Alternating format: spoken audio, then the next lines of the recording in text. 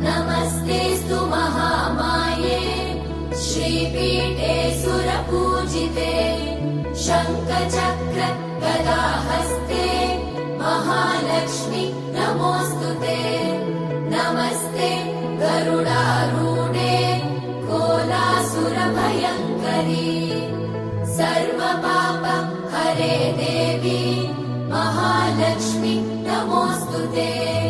महादेव्यै च विद्महे विष्णुपत्नी च धीमहि तन्नो लक्ष्मी प्रचोदयात्।